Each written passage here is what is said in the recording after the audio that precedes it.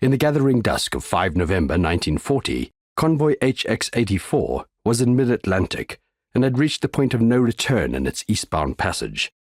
The comparative safety of American waters lay far astern, and ahead, nearly 1,000 miles over the horizon, was Fortress Britain, ringed by marauding U-boats and beckoning urgently. For HX-84, there was no turning back. Steaming closed up in 9 columns abreast, the 37 deep-loaded merchantmen forming the convoy were enjoying a spell of rare good weather for the time of the year. The normally turbulent ocean was quiescent, the sky showing patches of blue, and the horizon was as sharp as a whetted knife. For the men manning the open bridges of the merchant ships, balaclava red and duffel coated against the cold of the approaching night, this was a welcome relief from the usual savagery of the North Atlantic in winter, and they were savouring it to the full. But to the man ultimately responsible for their safety, the unnatural calm spelled danger. Captain Edward Fogarty Fagan, R.N., commanding HX-84's sole escort vessel, the armed merchant cruiser Jervis Bay, had good reason to be ill at ease. His aging ex-passenger liner command, armed with 7 obsolete 5.9s firing over open sights, was all that stood between HX-84 and the hordes of a determined enemy.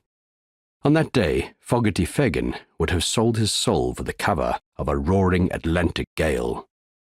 And as the last of the daylight faded, Fagan's worst fears were realized. Over the horizon came the German pocket battleship Admiral Scheer, her director-controlled 11-inch gun turrets belching smoke and flame.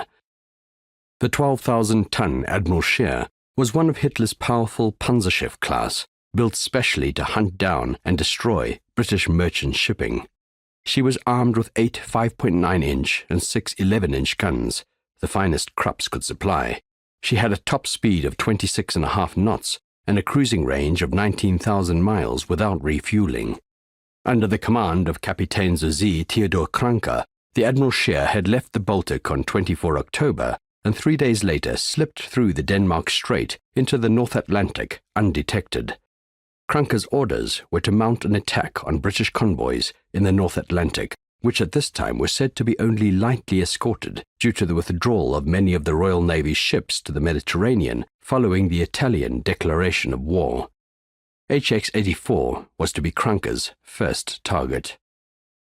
For the Jervis Bay, the odds seemed insurmountable, but Edward Stephen Fogarty Fagan, descended from the Irish kings, son of an admiral, and nurtured in the fires of the Great War of 1914-18, recognized only one answer to the danger threatening.